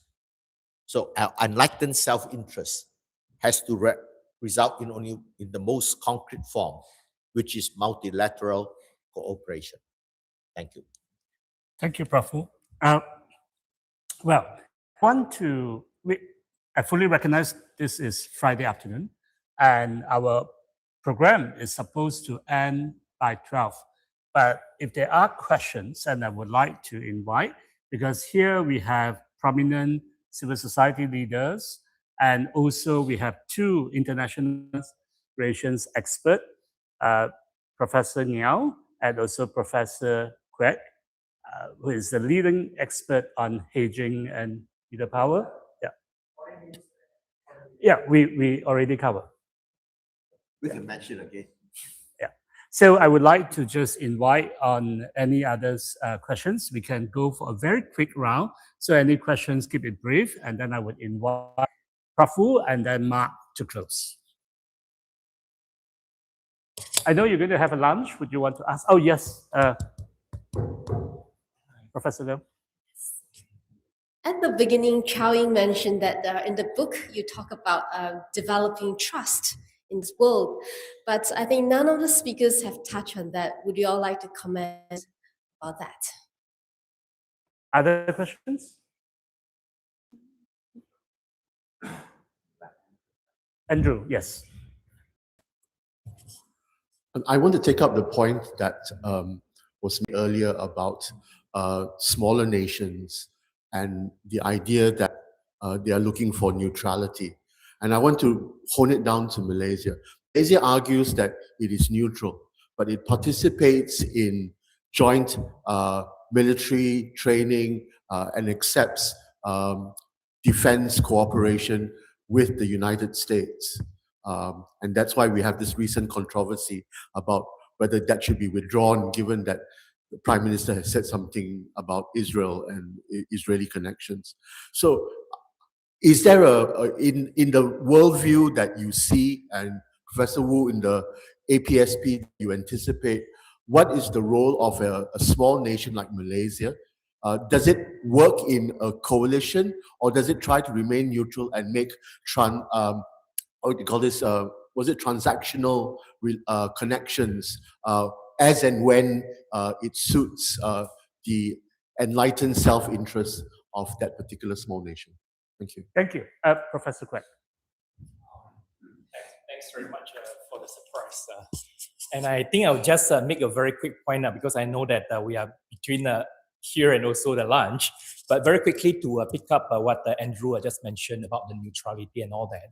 And I think that's a very important point to relate to what Marc and also the questions that were raised. And I think that's also something that you mentioned during your response to the question and all that. I think they raise a perceptual gap of misunderstanding about the word neutrality. Many of us here in Malaysia, Southeast Asia, and elsewhere, especially in mainstream so-called, look at the neutrality in a very negative term, seeing neutrality as something like passive and naive and not taking positions and all that. I think this is a misunderstanding. Many in Southeast Asia would very quickly mention that neutrality is actually active, is actually inclusive and adaptive. And neutrality, based on Malaysia's experiences, we are the one who proposed neutrality so far back in 1970s, before many of us were born. We knew that the neutrality simply means that in the world dominated by wolves, not just one, but multiple, you don't want to take sides. Neutrality means not taking sides. Not taking sides doesn't mean not taking positions. And hence, taking position in the sense that we do not want to be encroached by anyone. We do want to maintain some alignments, but without alliance. So Malaysia, perfect example of after UMNO is being replaced by FPDA and others, we are no longer in any alliances, but we have been actively cultivate alignments without taking sides. So we have alignments with the United States, we have alignments with FPDA, and now we are also having some low-level alignment, defense alignment with China and even Japan, so on and so forth. So to sum up, I think a neutrality today is a neutrality plus, active, inclusive, and adaptive. And hedging that you mentioned, I think is about non-alignment by multi-alignments. Non-alignment is the goal, not taking sides between the competing powers. But what is the means to achieve that goal is multi-alignment actively, inclusively, and adaptively. Thank you very much. Right, I would like to ask for any other questions, any other interventions. After that, we'll close. Anyone? What? Anyone? If Professor Venkat? Okay. So otherwise, I would invite Prof Woo first, and then I let Marc to have the last word. Well, in one word of what is neutrality, what is Malaysia's position? Neutrality in practice consists of joining every club that exists. There's RCEP led by China, you join RCEP. TPP led by the US, you join TPP. By being on all sides, basically neutrality means I want to be everybody's friends rather than me being indifferent to everybody. Is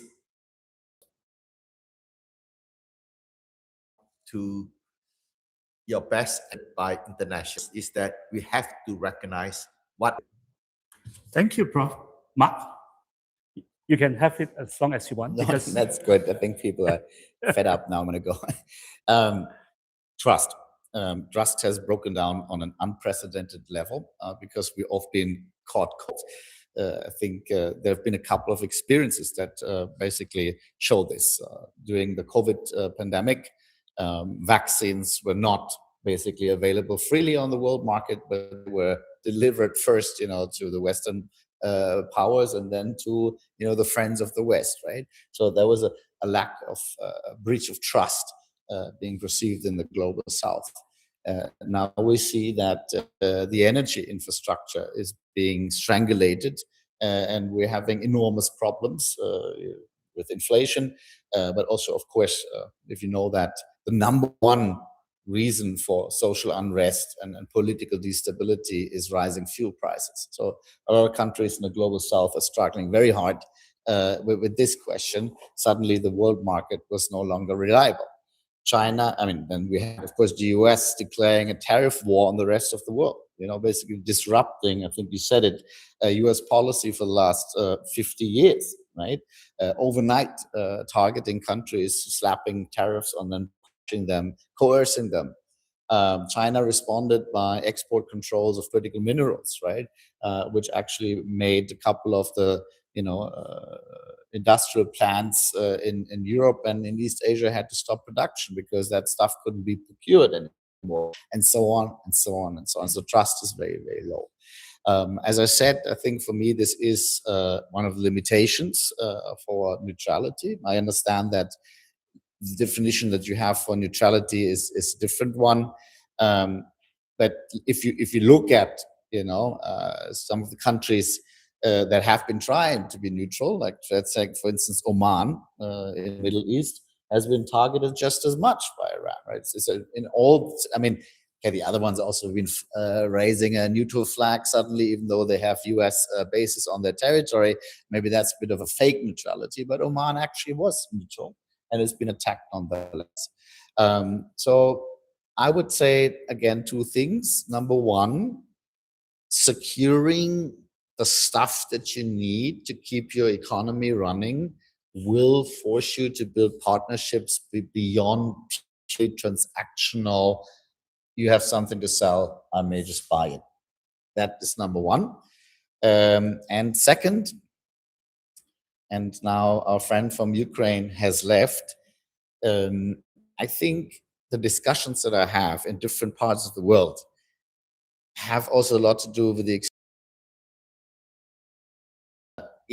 and I hope luckily just talking about Ukraine and the experience there. And I think Southeast Asia luckily is and hopefully will remain, and I even have some hope that it will remain peaceful. And that of course gives you way more freedom of maneuver and basically space for the experimentation with multi-alignment and hedging and balancing and active neutrality.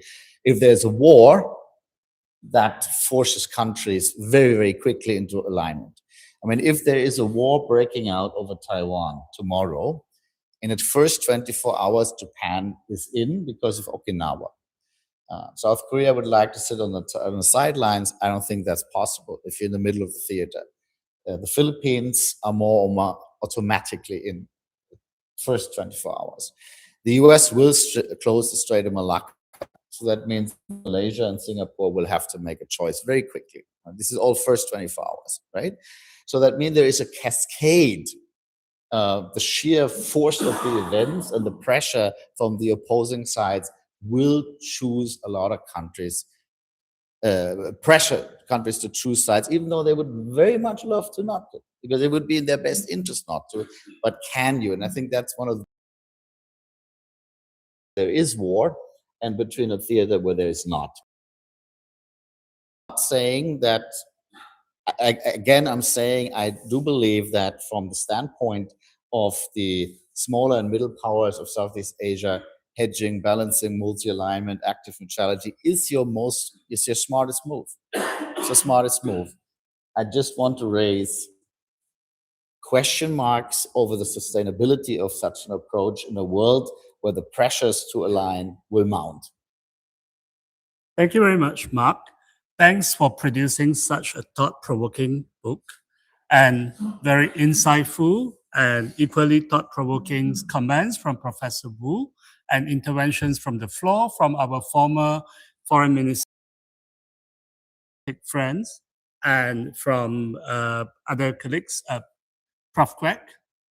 And I would like to invite you to give a big round of applause to everyone. And to remind you of Mark's generous offer. You have Max here.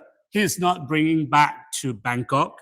And in fact, Mark worried that whether he will be able to get in case that they get too sensitive. But fortunately, he doesn't hold Israel's second passport. So there's no problem at all. So please help yourself with the maps. And thank you very much.